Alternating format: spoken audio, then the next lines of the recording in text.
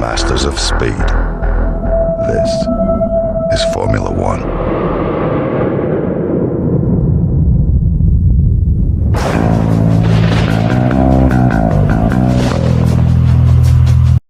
Yo guys, welcome back. It is Qatar. Let's go. So we know the drill by now. 5 red lights.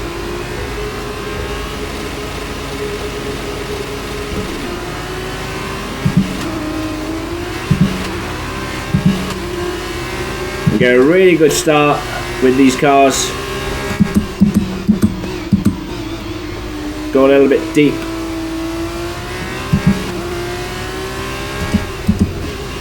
But yeah, Qatar is an absolute understeer fest. Just gotta keep going, keep getting at it.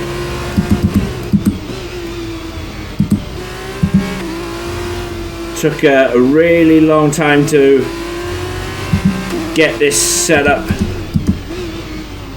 working right. That's simply the nature of the beast that is Qatar.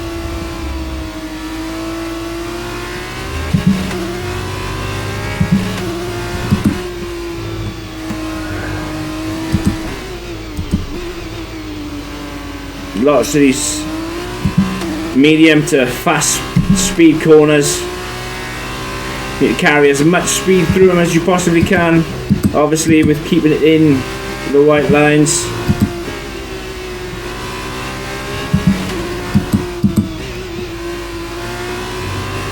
Track limits are so bad around here, it's unreal. You touch a white line and it's game over.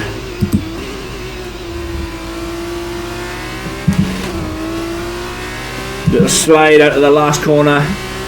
As I said, with the setup coming up, if you feel you need more rear end, put more rear end on it. Don't be afraid to use downforce.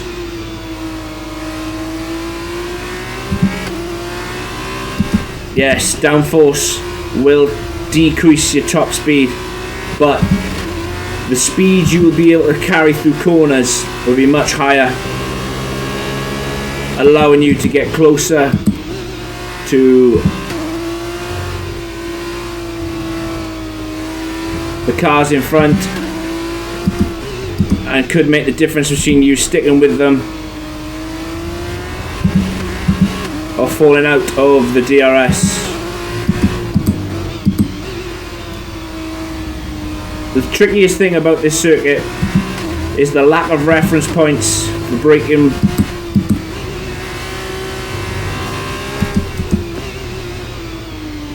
And I much prefer to race this track in the night time rather than the daytime.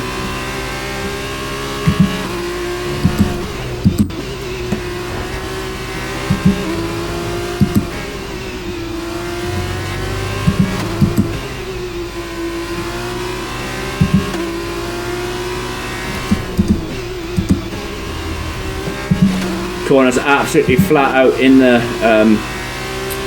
F1 cars.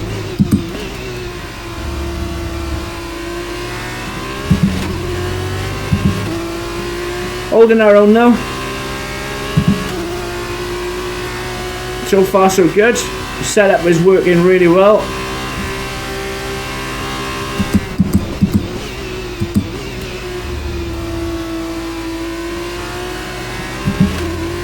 Obviously DRS enabled this lap, which won't be for me because obviously I'm leading, but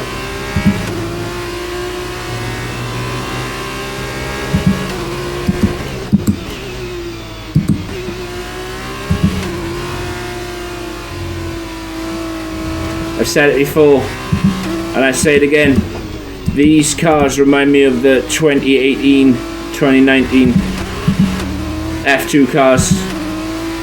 You know, considering they're supposed to have you know, ground effect,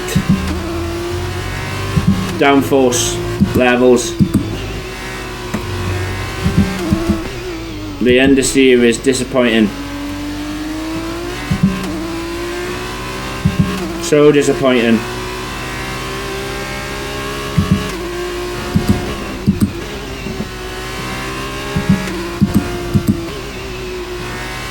You know, if you get understeering the F1 cars, you can dial it out. You can, you know, make setup changes and get rid of it. In these F2 cars, you get no chance.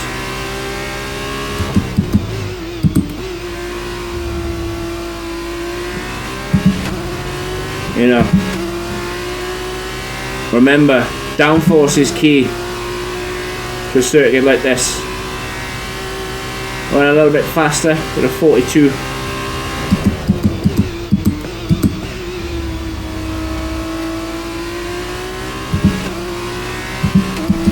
This setup and Bahrain setup though took so long to create. Too long in fact, because you're just constantly chopping, changing things, making sure that this thing feels right. As I said, the rear end is quite loose on this setup, and if you guys prefer a more stiffer rear end, better traction, you know, take 2 off the front, put 2 on the rear, downforce that is. Don't be afraid to use downforce. Obviously don't go crazy, because it will kill your top speed.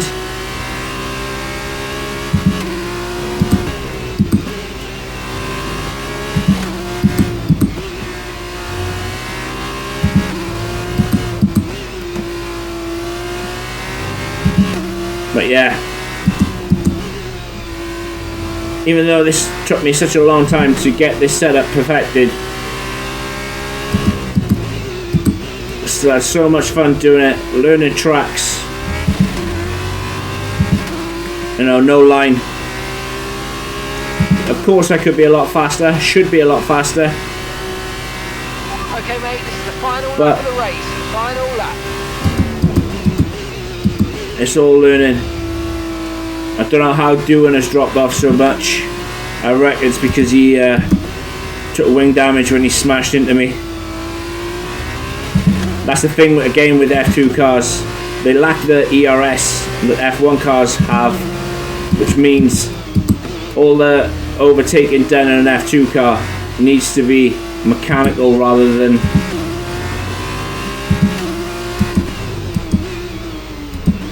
gone deep.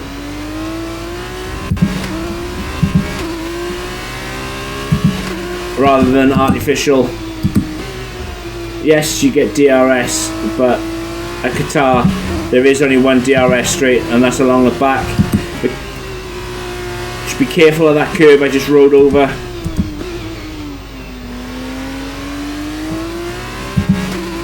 Lost a lot of time this lap just through me being silly. As you can see, Maloney has got past Doohan and he is hot on my tail. So I'm assuming Doohan took damage when he smashed into the back of me. But we're almost on the last corner.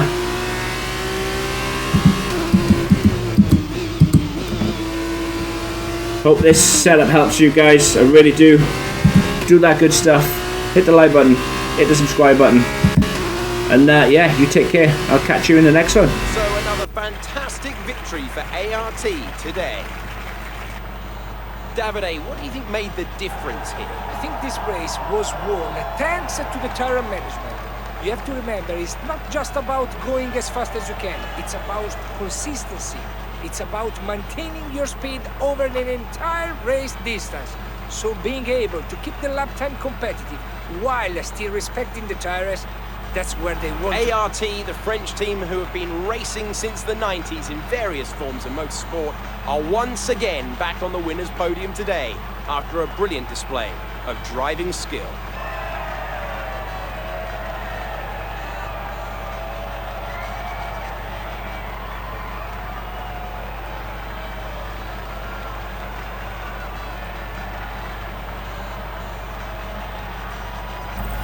Now then, Davide Valsecchi, who would you say was your driver of the day? Difficult call, but I'd like to say Theo Pourchaire. He's just so gifted at getting the most out of the tire race, and he showed that today. There will be plenty more twists and turns to come this season. I hope you'll join us at the next race when Formula 2 returns. Qatar setup then. So this is what I've gone with. Qatar is a very tricky circuit. It's going to be a stiff setup, understeer. Again, the word understeer. It's going to be all of those things, and it's going to be what it'll be. Qatar is probably taking me just as long as Bahrain to try to get a setup that absolutely works. So I've gone with 30 on the front, 38 on the front and 30 on the rear. Obviously, it is what it is. It's going to be like, I'm so deflated with this one because I expected Qatar to be a lot better than what it actually was. But I knew it was going to be painful, especially with, like I said, the understeer. But yeah, 38-30. You can, if you need a little bit more rear end, you can take that down to about 36, run 36-32. It'll give you a little bit better, but for the sake of this setup, I'm running 38-30. On the transmission then, again, I'm running 60-40. You can run 80-20 if you want. I wouldn't go the other way, 40-60 or 20-80. I wouldn't. 60-40 or 80-20 is absolutely fine. Going with right, left for this one. Yeah, you can. The possibilities are absolutely endless with setups, but yeah, for this setup alone, I've gone with right, left. On the suspension then, as you can see, it's a stiff boy or a firm boy. With a front suspension of 41, a rear suspension of 39. Going with a front anti-roll bar of 18. I've gone with a rear anti-roll bar of 13. Again, if you need more stiffness on the rear, take this up a couple of notches. But again, for the sake of this setup, I've gone with this. And then on the ride height of 34, 37. Again, you could go down one more if you wanted to. I wouldn't go any lower than 33 though, because there is a curb that you need to ride in sector 2 to get as much out of the car as possible, and you don't want to be bottoming out on that one because you will spin. It's just the nature of the circuit.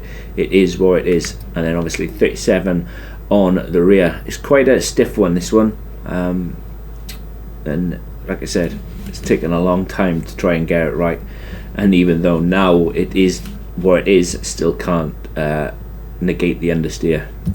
Onto the brakes then, just going with a standard 56%. It helps, it really does. I think there's only one, maybe two heavy braking zones. It's turn 1 and then the hairpin in the end of sector 1, I think. But yeah, it works really well, and again, it only applies to ABS off users. Onto the tyres then, I've gone with 22.5 on the front and 20.4 on the rear.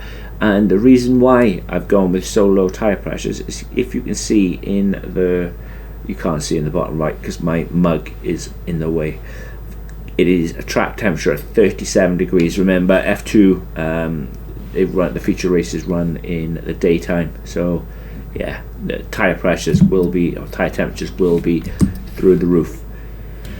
This is Qatar. I really hope it helps you guys. I like I said, if it doesn't, I'm sorry. It took me a long time to get this one right. Yeah, it's just the nature of the beast. And as I said yesterday in Japan's setup video, if F2 cars drive like this in real life, those F2 drivers deserve medals, because this is awful. The understeer is so bad. Do all that good stuff. Hit the like button, hit the subscribe button. Yeah, and I'll catch you in the next one. Take care. Peace.